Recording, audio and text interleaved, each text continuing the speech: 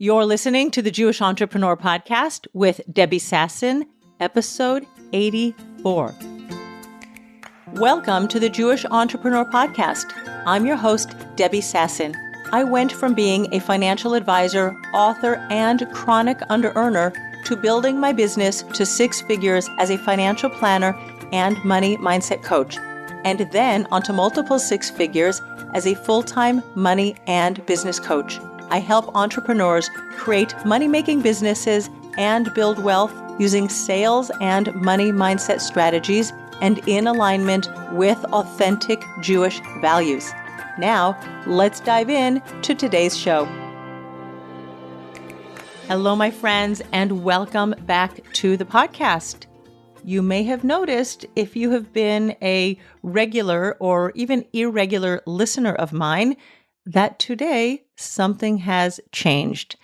And if you did not yet listen to episode 83 or episode 82 of the podcast, where I gave you the information that the podcast would be rebranding and relaunched, go back and listen to episodes 82 and 83. First of all, they were amazing, in-depth interviews with the entrepreneur, Dr. Ozzy Jankovic, and we discussed money and abundance and business building. And I let you know that the podcast was going to be changing names, rebranding, and here we are today. And welcome, really from the bottom of my heart, welcome to the Jewish Entrepreneur Podcast. I feel that for this moment in my life and in my business, I have arrived, whatever that means. I mean, we're always on a journey. We are evolving and iterating our businesses and our lives as we move along. And today I have arrived at this. Welcome to the podcast for today. I wanted to start with why, which is that famous book by Simon Sinek. He is an author of 5 books, the first of which is Start With Why.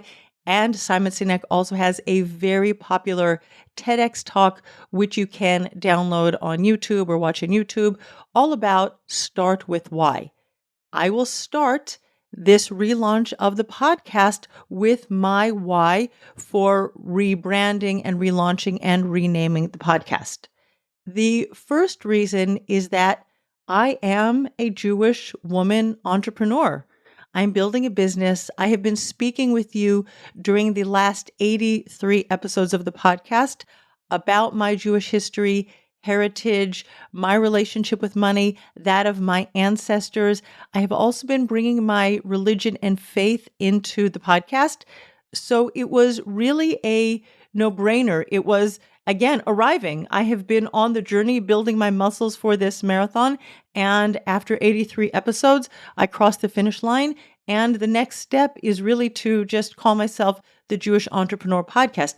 It made so much sense because that's what I'm doing anyway. The second reason that I wanted to rebrand and relaunch the podcast is because there are 2 foundational principles. Today in 2023, we would kind them mindsets, but they are foundational tenets of my life and my work and everything that I desire to bring to business.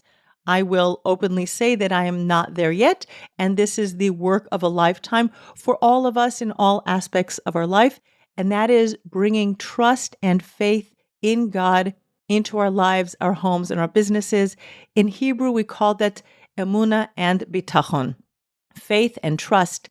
And today, there is an awareness of abundance, awareness that there is this concept called law of attraction. When you believe it and you think it and you feel it, it will come to you. But really having trust and faith in God and that He is abundant, He is the creator of the world and the world is abundant. These are foundational principles of Judaism. Rabbeinu Bechaya ibn Pekudei wrote in his monumental work, Torat Chovot HaLevavot, Duties of the Heart, 1,000 years ago. He wrote in the chapter called The Gate of Trust, all about the concept of trusting in God, and God wants goodness for us. God wants us to be successful, and we have to have a plan for that success. Today, CEOs and entrepreneurs talk about productivity, talk about having a plan, and our ancestor, Rabbeinu Bachaya, was discussing this already 1,000 years ago, that we can't just go out into the world and do things. We have to have a plan. Success is ultimately in the hands of Hashem, in the hands of God, but without the plan, like what really can you achieve? You can achieve some things, but with the plan, you can achieve so much more. So in the gate of trust, Shara B'Tachon, we have been educated, we are being taught by our forefathers how to show up in the world of business and how to believe that money and livelihood will be coming to us. It is not a new concept, and I will be bringing in future episodes of the podcast more of these foundational principles into our work. It is a principle that I bring into my coaching regularly. Yesterday, for example, I was coaching the women in Wired for Wealth, and one of my clients talked about a webinar that she recently launched. And she was in this feeling of abundance, serving her people, showing up to the webinar and giving it her all. And interestingly, no clients came from the webinar. And at the same time, she signed 3 new clients into her business. And it is like I learned from my rabbi when I learned Chovot HaLevavot with my rabbi, we open up channels for God. We open up the front door so that God can give us the abundance through the front door. And sometimes he sends it in the window. He sends the abundance down the chimney. He sends the abundance through the back door. God can send us clients from a webinar because we open the door to the webinar. And at the same time, he can decide, no, your clients are coming through the window. But it's still the same abundance and livelihood. We also call it parnasa. It is exactly the same thing. And it's important for us to always recognize who is running the show, that this is God's world. He is abundance, and he is giving us because he delights in us and he wants to be good to us. It says in Psalms that God is good. Tov Hashem lakol. God is good to all. And it says that, and we have to remember that and tap into that as Jewish entrepreneurs all the time. Number 2, and we will speak about this in various episodes, but I'm going to lay it out today, is that our specific relationship with money as Jews is dictated through commandments in the Torah, through commandments in the Bible and also in the prophets. And it's important that we remember that and recognize that.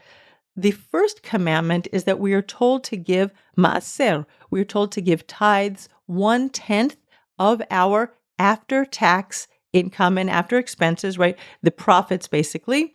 We are told, we are commanded to give that to charity.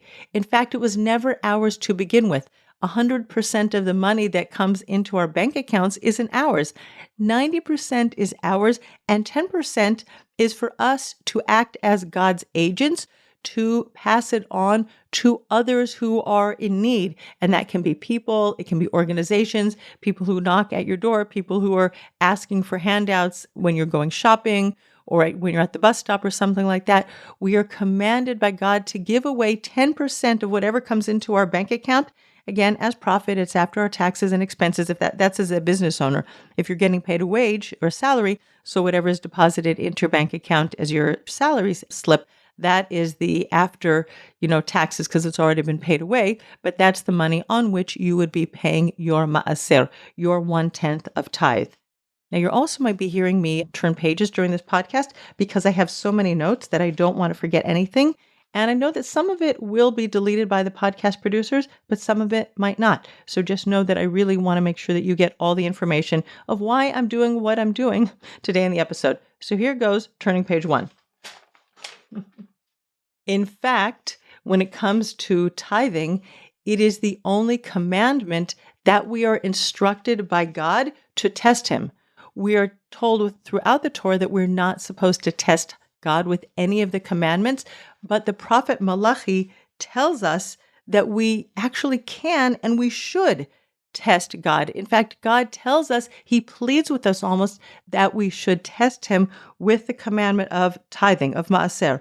Bring all the tithes to the treasury so that there will be food in my house, right? God says, bring your maaser, bring your tithing, bring your 1/10 so that there will be food. There will be abundance when you remember and you give all of the tithing that you're supposed to give, please test me. That's what it says. There's like a pleading by God. Please test me on this, says God of hosts, that I will not open up the floodgates of the heavens for you and pour down uncontainable blessings upon you. Right? He says, test me and see if I won't open up the floodgates of abundance. It's going to be so much that it will be uncontainable. The storehouses will not be able to hold all of the abundance. So please go ahead and test me. And I invite you as a Jewish entrepreneur to test God and see if you become very pedantic about paying your maaser, about paying your tithing, and exactly how to calculate it. Please go and speak with your rabbi. That's not what I do in the world. I know what I know, and I don't know what I don't know. So please remember to give your tithing and see if, in fact, you achieve more abundance in the world. And it's really showing your faith and your trust in God when you are following the commandments and doing what He implores you to do. Another commandment that we have from the Torah is the prohibition against charging interest. And this is a prohibition that we learn in the book of Exodus, that we are not supposed to make loans and charge interest on the loan. And this is something that was recently brought to my attention by my son-in-law. And it's always heartwarming when you receive a voice message from your South African son-in-law. So he just has this lovely accent, because all Americans are just enamored with accents. My husband's English, by the way. And he left me this message. Mommy, again, warms my heart. Mommy, I love your sales page for your program, Wired for Wealth. It speaks beautifully about the work you do. I'm paraphrasing, of course. I also wonder about the fact that you have a payment plan. Aren't you possibly or potentially, going against the prohibition of charging interest? So I took my son-in-law's words very seriously. He is studying to become ordained as a rabbi, to get smicha in the rabbinate in Israel.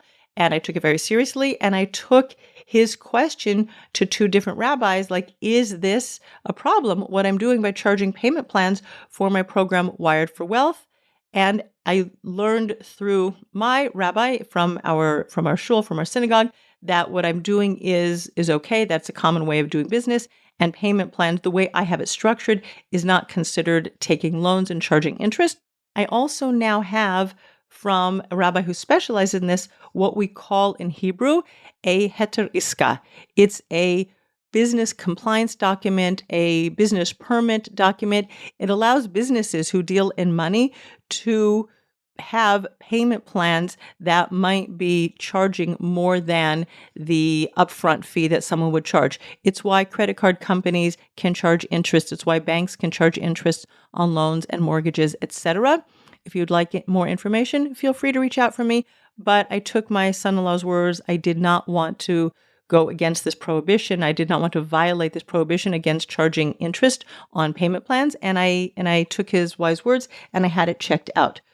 Number 3 is there is also a biblical commandment from the book of Leviticus and the book of Deuteronomy to pay your workers on the day that they do the work for you.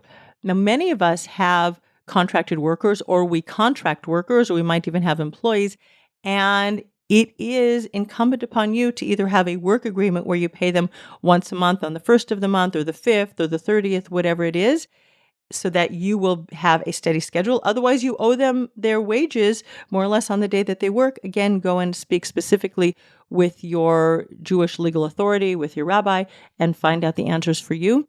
But I was noticing this recently, that somebody did some work for me, and it was important for me to pay her on the day that she did the work. She did send me the invoice, and the invoice said that I could pay by the end of the month. But it was an extra thing for me for 2 reasons. Number 1, I wanted to be able to fulfill this commandment. And number 2, when I leave things outstanding, and this will apply to many of us, there's this constant ping, ping, ping in my brain that I have to remember to pay someone. I know I could put it in my calendar, but again, I have to remember on that day to look at my calendar and then go and open up my bank and make the bank transfer, or do it on my payment app on my phone. And it's really just so much easier. It frees up brain space if I receive the invoice and I pay it right away. So those are three very specific commandments that we have in the Torah for running our businesses as Jewish entrepreneurs. And we're going to talk more about that as this podcast rebrand develops. The third thing that I wanted to bring to this podcast that I've spoken about a little bit in the context of our relationship with money, but it's something specific that we as Jewish entrepreneurs deal with, and people with other backgrounds and ancestral histories, generational histories will deal with similar but different issues. And I'm going to speak specifically to our relationship with money as Jewish entrepreneurs. And I spoke about this recently. I think it was podcast episode 81. It might have been podcast episode 80.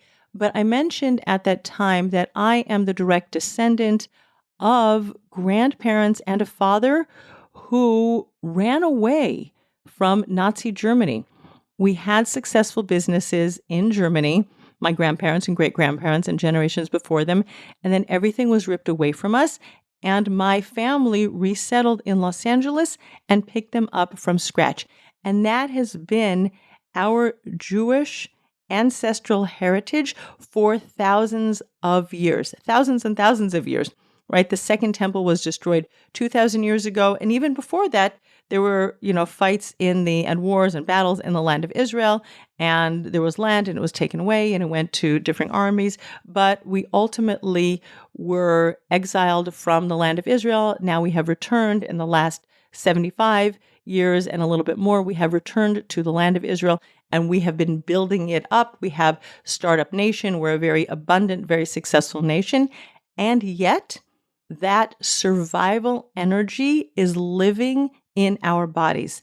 As I said previously, that instinct for survival and that generational trauma, things being ripped away from you, having to start from scratch and living on nothing, can live in your nervous system for 4, 5, even 6 generations, which means almost every single Jewish entrepreneur that I know and and probably every single one has some sort of ancestral, generational, financial trauma in their nervous system. And so I can speak specifically about my family of origin. And as I spoke about on that earlier podcast, my 2 grandfathers, one became sort of successful middle class and one became successful, like upper middle class. I don't know if I would say upper class, but he built a house in Beverly Hills, 90210 zip code. That was way before there was a television show, which I never saw, called 90210. But he did own property in a very valuable neighborhood in Beverly Hills before he passed away many years ago. And this is my story. And it's also the story of many Jewish immigrants to the United States and Israel and other countries in the world in the last 100 years. And in addition to that, many Jewish entrepreneurs were locked out of certain, whether it was country clubs or industries, because they were Jewish, or they moved to the Lower East Side of New York and they couldn't work, quote unquote, regular jobs because they wanted to keep the Sabbath and they wanted to leave work early on Friday and they didn't want to work on Saturday. So they took the skills that they have. Many immigrants from Eastern Europe came with skills in tailoring and seamstressing, and they built the garment industry. And then it's really fascinating to notice that many of the famous fashion designers that you and I know, they're also Jewish entrepreneurs. And I'm just going to give you a quick list because I thought it was very fascinating. Many of the fashion icons are names that you know, like Kenneth Cole, Donna Karan, Calvin Klein, Michael Kors, Ralph Lauren, Isaac Mizrahi, Diane von Furstenberg, and Levi Strauss. They're all Jewish fashion designers, and many of them had parents or grandparents who were immigrants to the United States. And they used their background in the garment industry. And of course, you have to have an inclination to be a designer and to create fashion. And they used that to build an industry where not all of the designers, but many of the designers are famous Jewish designers that you and I know. They have household names. And then interestingly, I remembered that when I worked on Wall Street back in the 1980s, there was a particular fashion brand that I loved. I had an inkling that the fashion brand was established by someone Jewish because of the name. And before I recorded the podcast today, I went and I checked it out. And if you have ever heard of the brand Tahari, there is a brand called Tahari that I loved. Eli Tahari was a Persian immigrant. His family escaped from Iran in the 1950s to Israel. They lived in a transit camp in Israel without indoor plumbing, without electricity in the 1950s. And then Eli's parents divorced. He lived in an orphanage, survival energy. We're talking about separation from parents. And ultimately, Eli moved to the United States, where he built this fashion brand called Tahari. And I thought it was a Hebrew name back in the day in the 1980s when I was buying clothes by the designer Tahari, which I loved and suited me very well on Wall Street at that time. And doing a little bit of research on Eli Tahari, he talks about his grit and his determination and his chutzpah to build his business. And he also talks about being fearless as he built his business because he had nothing to lose. And again, here we see the same theme of survival energy, like figuring it out, grit, determination, chutzpah. That's why I've titled this podcast, right? Using grit, determination, and chutzpah to build your business. And these are fundamental characteristics that I think we all have inside us, and we have to find them. We can also talk about fearless. And when you have nothing to lose, it is easy to put everything on the line because there's nothing to lose anyway. So you just may as well go for it. And even Eli talks about, there was a documentary that was produced by him in the Sephardic Film Festival last year in the United States. So again, here's the Jewish connection. But Eli talks about having nothing. He had dirty clothes when he was living in the orphanage, and that was the motivation for him to grow his business and to really survive and ultimately thrive as an entrepreneur in New York, in the fashion industry during the 1980s, 90s, and so on. And today, because so many of us have grown up in abundance, we have forgotten what it's like to have nothing to lose. Many of us are no longer running in that survival energy. We don't have to keep going and going, working 10 and 12 and 16 hours a day, even more, to put food on the table for our families. Our mothers don't have to work 3 jobs. Sometimes, yes, people are doing that. And I was recently speaking with another money coach who was telling me that she had a potential client, a single mom who was working 2 jobs, really wanted this coach's help to help her get out of debt, but there was no time in the single mom's life and business and work schedule that she could find to meet with the coach. So I don't want to be dismissive and say there are no people in the world that are living in survival mode, but many of us have grown up with enough and more than enough, and yet that survival energy is still coursing through our body and we feel it. It is something that we are almost scared to let this cat out of the box because we're afraid of what could happen if we do. And that brings me to discussing 3 rhyming terms about the energy in your body. And I think it's important as entrepreneurs that we discuss it. And that is the difference between suppress, repress, and express. Emotions that you are not dealing with, which you are not expressing, which you are not processing, can be either repressed or suppressed. And I'm going to give you a little Google distinction between the 2 of them. And I invite you, if you'd like, to go and look at it more in depth.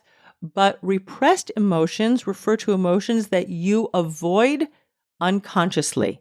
And those emotions differ from suppressed emotions, which are feelings that you purposely avoid because you don't want to deal with them.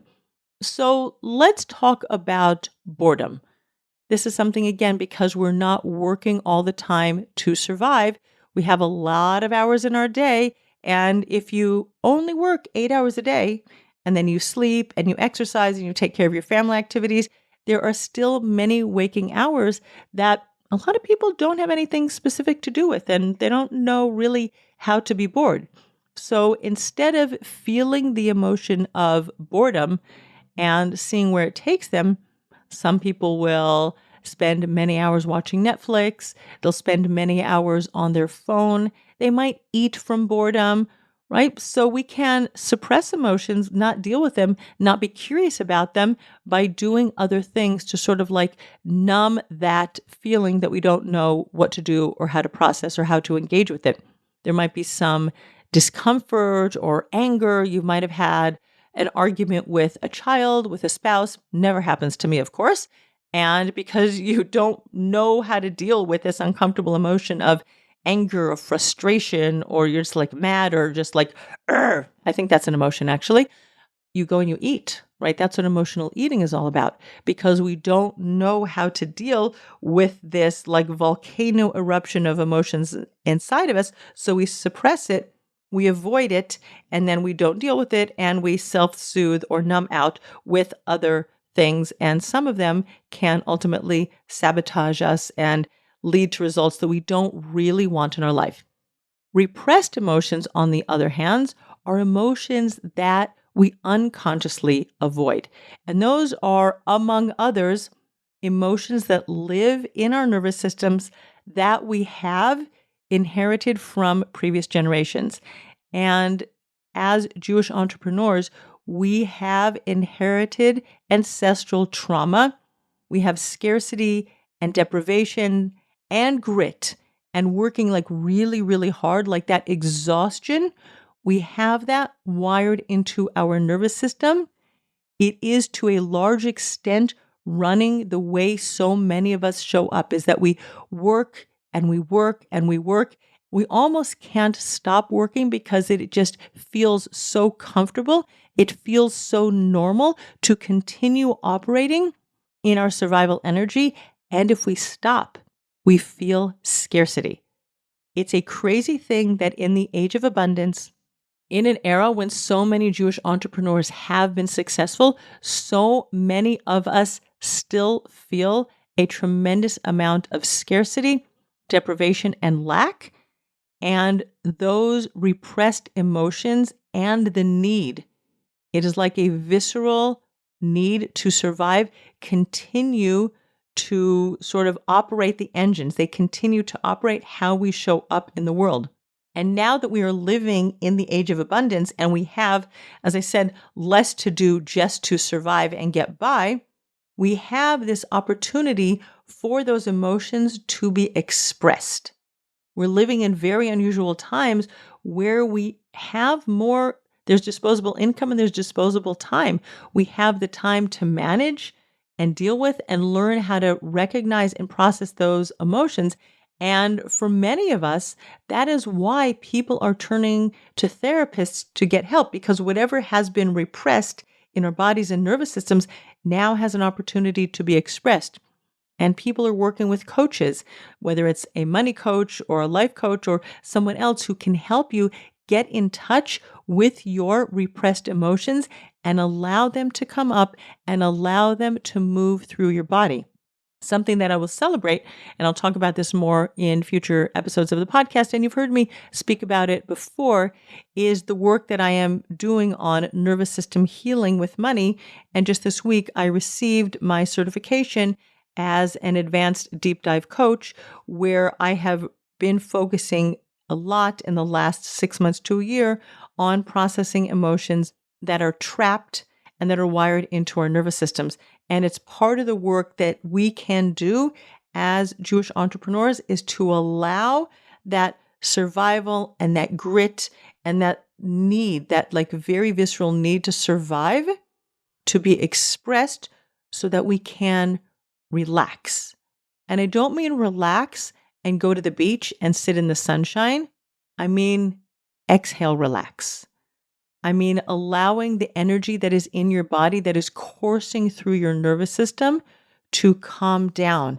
It's that frenetic, frantic, high vibration energy. And I'm not talking about the high vibration law of attraction. When you are in that high vibration, you will be magnetically attractive to your potential clients. But I'm talking about that vibration energy of run, do, because if I don't, I'm either going to get caught, and that can also cause me to lose my life or be physically harmed in any way, or I need to keep running and doing in order to put money in the bank and food on the table for my family.